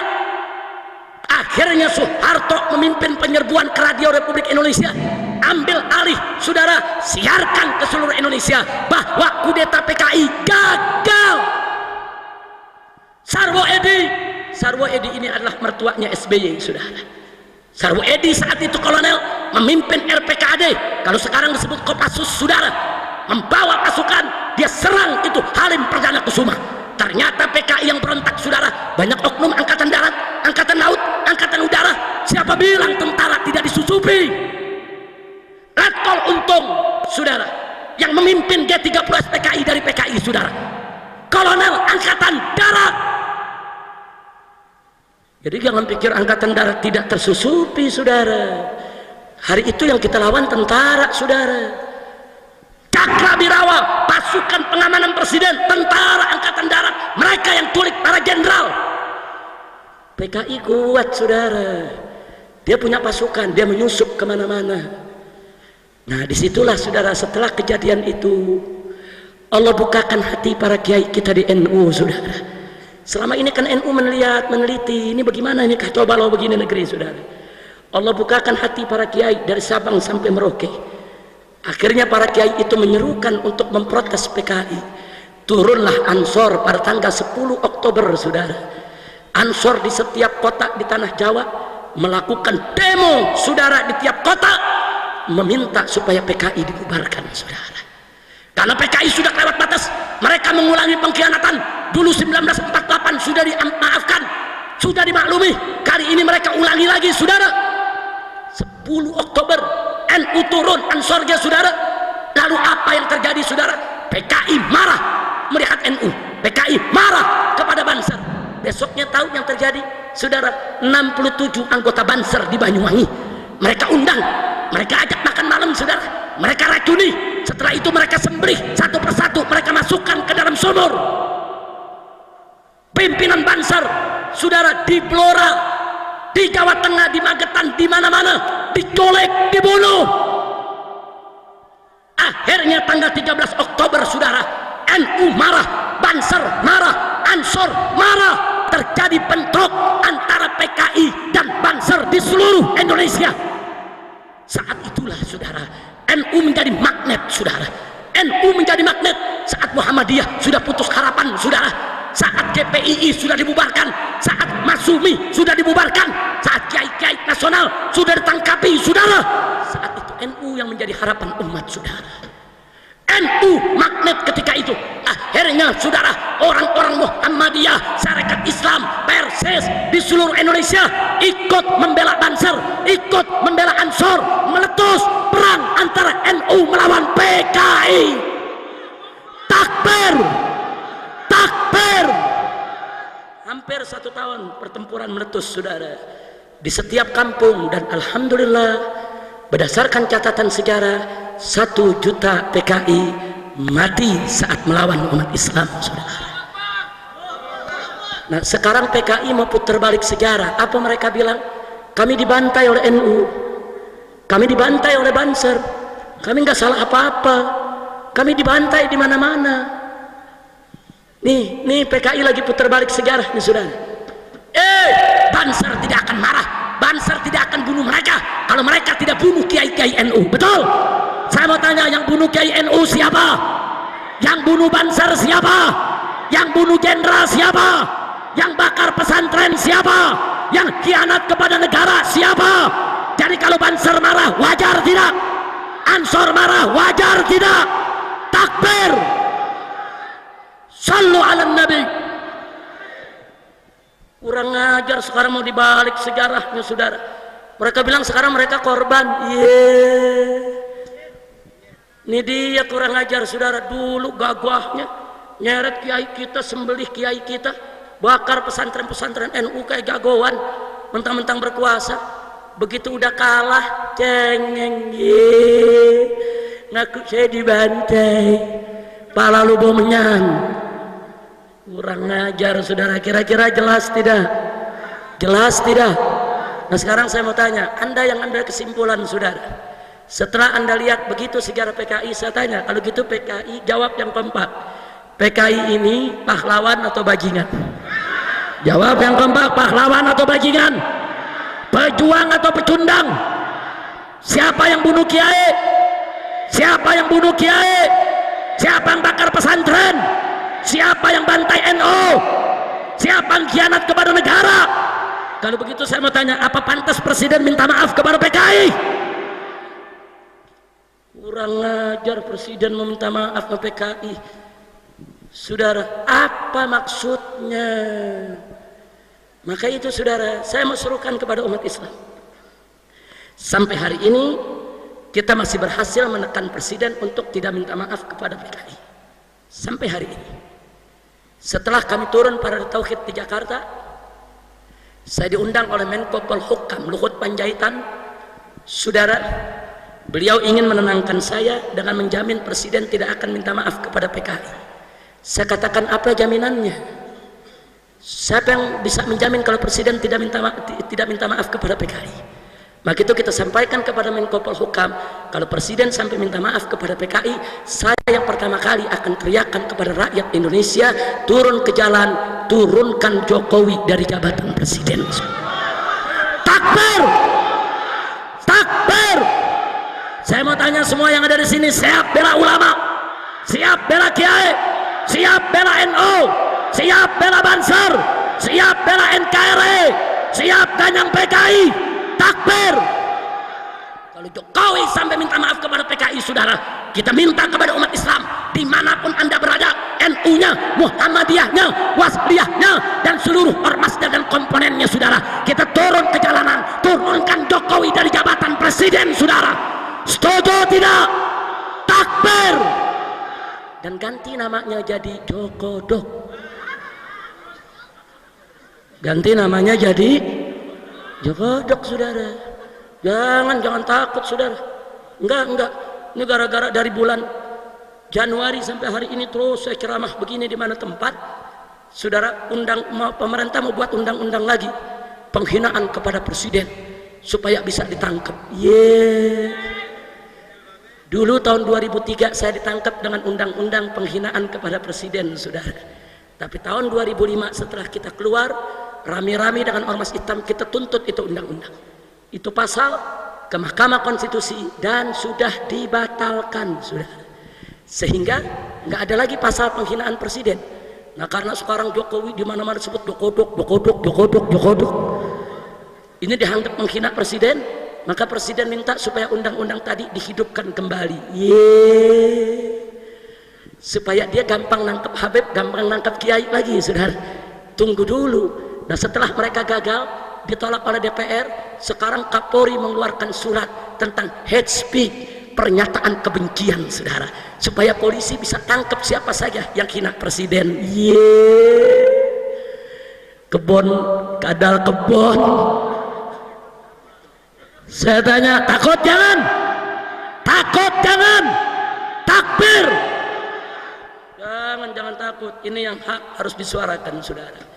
Baik, sebagai penutup ceramah saya, muncul pertanyaan, emang kenapa sih kalau presiden minta maaf kepada PKI, kok Habib dan kawan-kawan FPI kok begitu marah? Ada apa sih? Jawab jangan. Kapan? Tahun depan aja, biar diundang lagi. Udah sejam lebih nih. Nggak apa-apa, saya kira mah udah 1,5 jam ini. Lanjut, ente lanjut, mulut anu udah berbusa. Baik, singkat saja, perhatikan baik-baik. Kenapa kami menolak keras presiden minta maaf kepada PKI? Saudara, memang maaf memaafkan itu ajaran Islam. Maaf memaafkan itu memang kesantunan Islam. Maaf memaafkan itu memang kedamaian Islam. Tapi hati-hati, minta maaf presiden ini bukan sembarang minta maaf. Ini punya implikasi politik dan hukum, saudara. Satu, kalau presiden minta maaf kepada PKI, maka itu akan diterjemahkan oleh media, oleh semua jurnalis, oleh semua pakar di negeri ini bahwa PKI tidak bersalah, saudara. Nah, saya mau tanya, kalau PKI nggak salah, berarti yang salah NU, berarti yang salah Banser, berarti yang salah Ansor, berarti yang salah Kiai, berarti yang salah pesantren, berarti yang salah tentara, berarti yang salah polisi, berarti yang salah negara. Hati-hati Pak Jokowi minta maaf. Yang kedua, kalau presiden minta maaf kepada PKI, berarti PKI tidak salah. Dengan demikian implikasi hukumnya, PKI berhak mendapatkan rehabilitasi. Apa itu rehabilitasi? Dikembalikan nama baiknya, dipulihkan kembali partainya, dan diserahkan kembali seluruh aset PKI yang pernah disita oleh negara, saudara. PKI mesti resmi berdiri lagi, saudara. Berarti pembubaran PKI tidak sah. Berarti TAP MPRS nomor 25 tahun 66 itu semua tidak sah, saudara, alias bohong, penipuan. Hati-hati, presiden melawan keputusan MPR, saudara. Nggak boleh sembarangan, saudara. Nggak sampai di situ. Yang ketiga, saudara, Kalau presiden minta maaf kepada PKI, saat ini PKI sudah siapkan tuntutan, dan tolong catat baik-baik, tuntutan PKI sudah masuk ke pengadilan Mahkamah Internasional di Den Haag, saudara. Sejak 3 hari yang lalu sudah masuk ke Mahkamah Internasional, Mahkamah Hak Asasi Manusia, dan mereka minta ganti rugi per anggota PKI 1 miliar rupiah, saudara. Dan catat, anggota PKI di tahun 1965 terdaftar 3 juta orang, saudara. Satu orang harus dapat, baik yang meninggal dunia maupun yang dipenjara maupun yang diawasi di tengah masyarakat, satu orangnya harus dapat 1 miliar. 3 juta kali 1 miliar jumlahnya adalah 3.000 triliun. Bayangkan kalau setiap anggota PKI dapat 1 miliar, yang 500 juta diambil untuk dirinya, yang 500 juta bagi-bagi sama orang kampung di sekitarnya untuk pilih partai PKI. Kira-kira besok menang lagi gak? Jujur, di negara kita ini rakyat yang masih bisa dibeli suaranya banyak tidak? Jujur, banyak tidak? Banyak tidak? Hati-hati Bapak Presiden meminta maaf kepada PKI. Enggak sampai di situ, saudara. Yang berikut, yang keempat adalah, begitu presiden minta maaf kepada PKI, saudara, dan pengadilan HAM dibuka atas tuntutan PKI, maka berarti, saudara, semua kiai-kiai kita, orang-orang tua kita yang di tahun 65 ikut NU, ikut Ansor, ikut Banser, ikut lawan PKI, mereka semua akan diseret ke pengadilan hak asasi manusia, diseret sebagai penjahat perang, melakukan pelanggaran HAM berat sebab sudah bantai PKI, kurang ajar. Berarti hari ini kiai-kiai kita, sepuh-sepuh kita, kiai di Tebu Ireng, kiai di Jombang sana, kiai di Lirboyo, kiai di Sidagiri, saudara, kiai di Krapyak Jogja, kiai di Rembang, saudara, di mana-mana kiai-kiai NU, saudara, yang hari ini usia mereka sudah 70 tahun. Tanya mereka, dulu tahun 65 mereka komandan Banser, dulu tahun 65 mereka pimpinan cabang ranting daripada GP Ansor, dulu tahun 65 mereka ikut perang melawan PKI, saudara.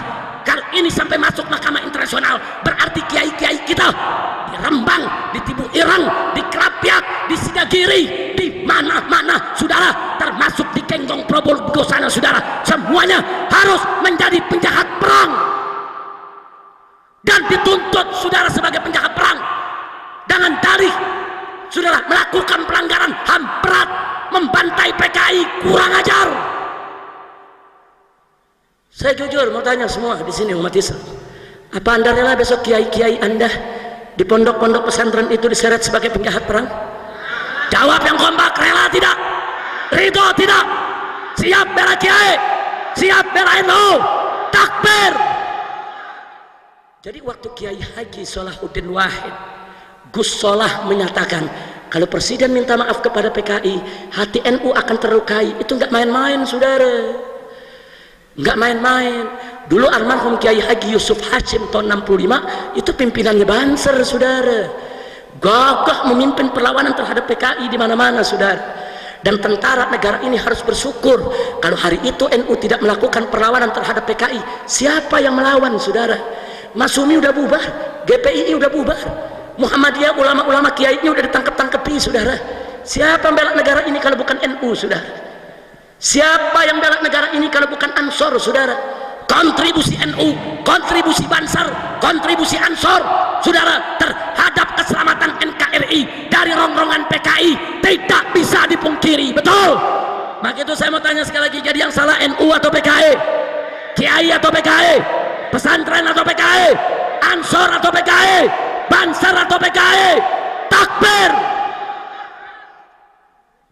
Saudara, kakek saya dari ibu itu komandan Banser di Tanah Abang Petamburan, saudara.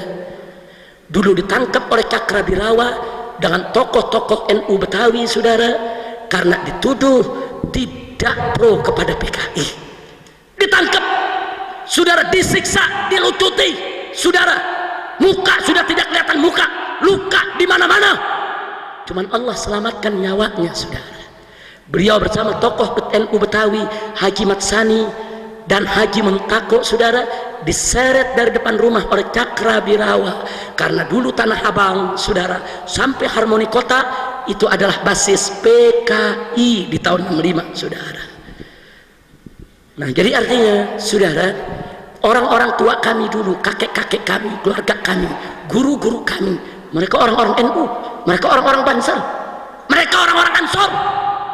Kami tahu kakek kami berjuang, datuk kami berjuang, warga kami berjuang, guru-guru kami berjuang, kiai kami berjuang. Lalu sekarang presiden ingin minta maaf kepada PKI, terus mereka mau sebut kakek-kakek kami, kiai-kiai kami sebagai penjahat perang. Kurang ajar. Insya Allah, enggak, saya enggak main-main di sini, sudah.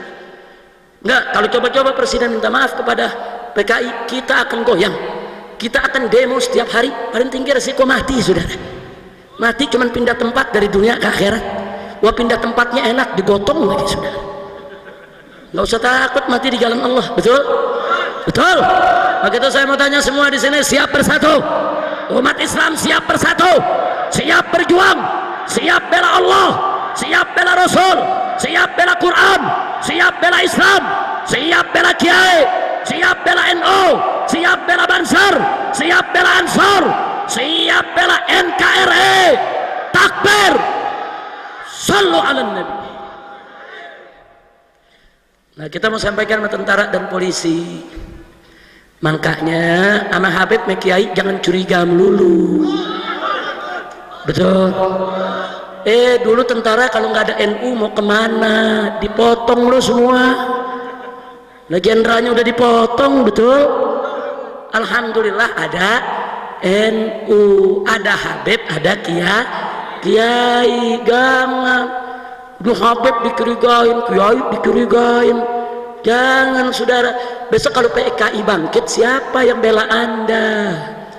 Bye-bye sama ulama, bye-bye sama Kiai, bye-bye sama pondok pesantren, betul? Jadi kalau besok PKI bangkit, polisi tentara tidur aja, senjatanya kasih laskar. Jangan kasih Banser istirahat dulu gantian. Biar FPI yang sikat PKI. Setuju tidak? Setuju tidak? Takbir. Kalau ada yang nanya, dulu FPI kemana? Kan belum lahir. Dulu mana ada FPI, kan belum lahir, betul? Kakek saya komandan Banser, guru saya pengurus NU, saudara. Wah, sampai sekarang FPI pun tetap anak NU, cuman anak bandel. Kerjaannya berkelahi melulu. Sebenarnya gitu doang. Kalau soal akidahnya sama-sama Asy'ari, fikihnya sama-sama Syafi'i, sholawat doyan, tawasul doyan, tabaruk doyan, sama. Cuman ada orang nggak suka kalau kita ini harmonis, betul? Ada orang nggak suka kalau kita akur, betul? Makanya kita mau diadu semua, betul? Maka itu saya mau tanya, siap bersatu, siap berjuang bersama, siap bersaudara, musuh NU Muhammadiyah atau PKI? Saya mau tanya, musuh NU Muhammadiyah atau PKI? Musuh Banser FPI atau PKI? Takbir.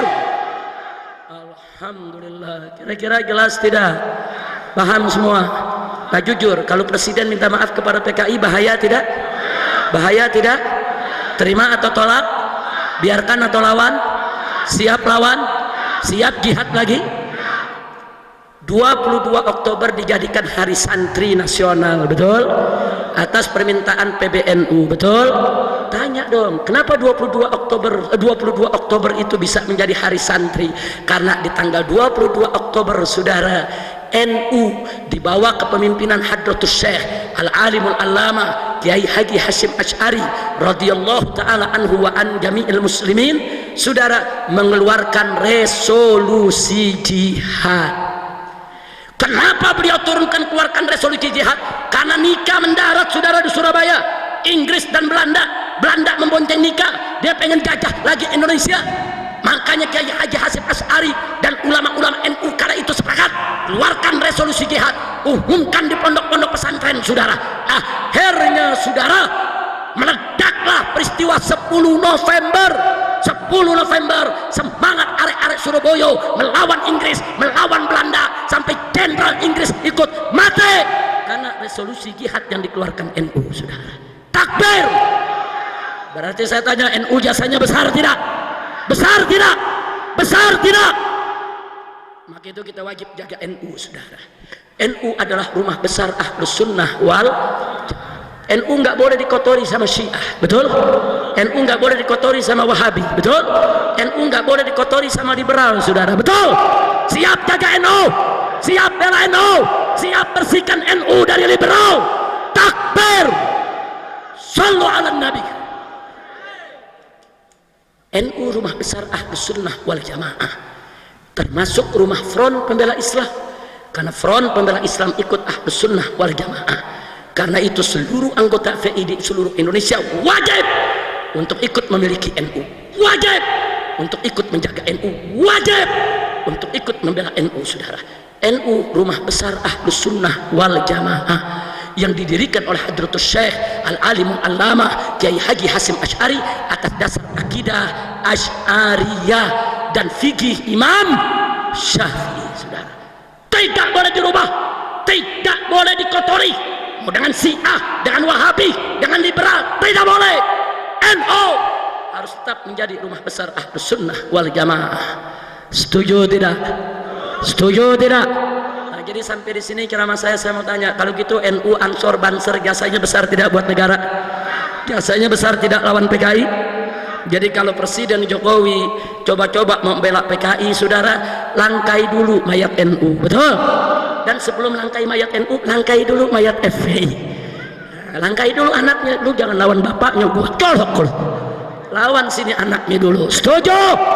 Setuju? Ini dia nih repotnya, punya presiden tukang mebel begini nih. Bukan dia urusin negara, urusin minta maaf sama PKI. Urusin tuh asap-asap di Sumatera, asap. Urusin asap, urusin tuh pengangguran banyak, urusin tuh sembako pada naik di mana-mana, urusin tuh desa-desa. Yang diurusin minta maaf sama PKI. Kutil babi. Akhirnya kita mohon kepada Allah, mohon kepada Allah bibarakatil Fatihah wa mu'jizatil Fatihah, agar Bapak Presiden Republik Indonesia Joko Widodo dapat taufik dan hidayah, sehingga tidak minta maaf kepada PKI dan umat Islam di Indonesia, khususnya NU dan seluruh Ahlus Sunnah wal Jamaah, dikuatkan, diberikan kemenangan oleh Allah Subhanahu wa taala.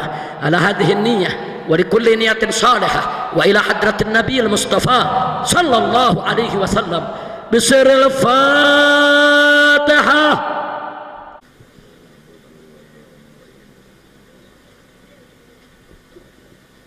Taqabbalallahu minna wa minkum fataqabbal ya karim. Mudah-mudahan doa kita digabulkan, amin. Jadi sungguh pun kita kritik keras sama presiden, sungguh pun kita protes keras kepada presiden, tetap kita harus doakan kebaikan buat dia. Jangan disumpahin. Kalau kita sumpahin jadi presiden setan, tahu sumpahan kita diterima, benar-benar jadi setan besok. Nah kalau jadi setan kan rakyat yang susah, betul? Jadi jangan, doain biar jadi presiden yang baik, biar jadi presiden dapat taufik dan hidayah. Jangan sampai minta maaf kepada PKI. Nah, maka itu saya mau tanya kesimpulan akhir, saudara, kepada semua yang ada di sini. Jawab rame-rame, yang kompak. Jadi kalau begitu, PKI itu pahlawan atau bajingan? Pejuang atau pecundang? Kalau begitu, apa pantas presiden minta maaf kepada PKI? Pantas tidak? Pantas tidak? Kalau presiden minta maaf kepada PKI, kita terima atau tolak? Biarkan atau lawan? Siap turunkan presiden? Takbir, sallu ala nabi. Siap bersatu, siap bersaudara. Takbir, sallu ala nabi. Nah, sampai di sini ceramah saya pada malam hari ini. Besok pagi insya Allah saya akan hadir dalam acara haul Kiai Haji Armiyah di Cikura. Nah insya Allah acara haul macam ini perlu kita datang. Ingatnya semuanya warga NU, sebab haul itu, saudara, sebagai bukti tanda cinta kita kepada ulama, sekaligus bentuk terima kasih kita kepada ulama yang telah berjuang mendahului kita, betul? Juga sekaligus sebagai volume silaturahmi antara kita dengan para ulama, betul? Dan sekaligus, saudara, kita bisa ngalap berkah, tabarukan. Kalau Wahabi nggak percaya tabaruk, masa bodoh amat, emang gue pikirin. Kita bukan Wahabi, betul? Betul? Datang tabarukan, sudah. Saya datang besok dengan tujuan untuk tabaruk, dan ini merupakan salah satu ciri daripada Ahlus Sunnah wal Jamaah. Hanya Ahlus Sunnah yang punya haul, hanya Ahlus Sunnah yang memeriahkan haul. para ulamanya. Kenapa? Karena mereka cinta kepada ulama, cinta kepada kiai, tahu berterima kasih kepada para pendahulunya. Dan Kiai Haji Arnia selama hidupnya, beliau adalah pendidik, beliau adalah guru, beliau adalah pejuang, beliau adalah benteng Ahlus Sunnah wal Jamaah. Mudah-mudahan besok kita bisa ketemu lagi. Amin. Siap hadir, siap datang, takbir. Nah, di sini saya ucapkan terima kasih kepada GP Ansor yang menjadi panitia, para banser yang luar biasa menjaga dengan begitu tertib, begitu juga kepada NU-nya, fatayatnya, muslimatnya, dan teristimewa untuk Ustadz Saifullah yang telah menjadi wasilah. Begitu juga kepada Bapak Bupati, yaitu Ki Entus yang sudah memberikan dukungan, termasuk Ibu Wakil Bupati, yaitu Nyai Hajah Ummi Azizah yang telah luar biasa mengikuti acara sampai selesai. Nah, mudah-mudahan Tegal ini Allah jadikan Madinatan Thayyibah, Madinatan Salihah, Madinatan Aminatan Mutmainnah, Madinatan Mubarakah. Amin ya Rabbal Alamin. Kalau dulu Tegal pernah direbut oleh PKI, maka ke depan tidak boleh lagi ada kata Tegal direbut oleh musuh Islam. Betul? Siap jaga Tegal, siap bela Tegal, takbir. Dan terima kasih kepada kiai-kiai yang lainnya. Terima kasih kepada anggota dewannya juga hadir di sini. Jazakumullahu khairal jaza. Dan terima kasih kepada para habaib. Di sini saya lihat tadi ada Habib Agil Al-Attas, ada Habib Hamid Al-Attas, dan habaib yang lain yang tidak saya sebutkan satu persatu, tapi mereka adalah kerabat saya, mereka adalah keluarga saya. Mudah-mudahan para habaib dan kiai di Tegal akan selalu bersatu. Amin. Amin ya Rabbal Alamin. Jangan mau diadu domba dengan siapapun. Mudah-mudahan Allah memberikan kemenangan kepada kita. Nah, itu saja yang bisa saya sampaikan. Dan akhirnya saya ingin umumkan, insya Allah tanggal 23 Desember, malam 24 Desember, Front Pembela Islam akan menggelar, yaitu Maulid Akbar Nabi Muhammad SAW, yaitu di Jalan Raya Petamburan, markas Front Pembela Islam. Saudara, sekaligus untuk menyatakan sikap secara nasional bahwa kami, saudara, akan menolak bentuk minta maaf dalam bentuk apapun yang disampaikan oleh negara kepada PKI. Jadi menolak PKI bagi kami adalah harga mati. Nah, Anda yang kebetulan tinggal di Jakarta atau saat itu ada di Jakarta, atau yang punya kesempatan untuk ke Jakarta, silakan untuk hadir dalam acara kami nanti, yaitu jatuhnya Rabu, malam Kamis, dari mulai ba'da Isya sampai selesai, akan dihadiri oleh para habaib, para ulama dari luar maupun dalam negeri, dari Sabang hingga Merauke. Mudah-mudahan diberkahi oleh Allah Subhanahu wa taala. Nah, itu saja yang bisa saya sampaikan. Jangan ada yang bergerak sebelum ditutup dengan doa oleh salah seorang tokoh kita yang ada di sini. Kita aminkan dengan khusyuk, kita aminkan dengan saduh, kita aminkan dengan muqinun bil ijabah, dengan yakin yang doa kita diterima oleh Allah Subhanahu wa taala. Nah, sekian dari saya. Terima kasih atas segala perhatiannya. Mohon maaf atas segala kesalahan, kekhilafan, dan kekurangannya. Hadani Allah wa iyyakum ila siratihil mustaqim. Wallahul muwaffiq ila aqwamit thariq. Wassalamualaikum warahmatullahi wabarakatuh.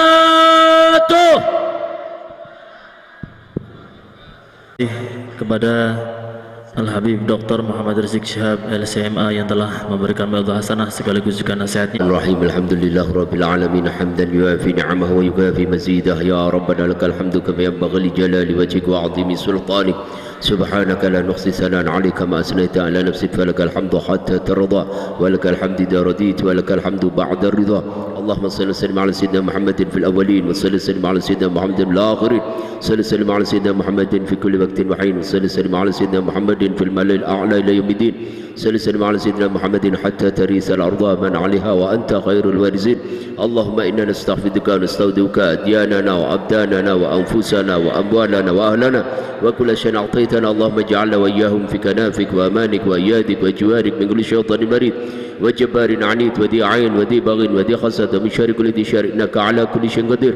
اللهم خذنا بالتقوى والاستقامة وأعذنا من موجبات الندامة في الحال والمال والمآل، إنك سميع الدعاء. وصل اللهم بجلالك وجمالك على سيدنا محمد وعلى آله وصحبه وبارك وسلم أجمعين، ورزقنا كمال المتابعة له ظاهرا يا أرحم الراحمين، بفضل سبحان ربك رب العزة عما يصفون، والسلام على المرسلين، والحمد لله رب العالمين. بسر الفاتحة. kurang lebihnya mohon maaf. Subhanakallahumma wa bihamdika asyhadu an la ilaha illa anta astaghfiruka wa atubu ilaik. Assalamualaikum warahmatullahi wabarakatuh. Allahumma shalli ala sayyidina Muhammad.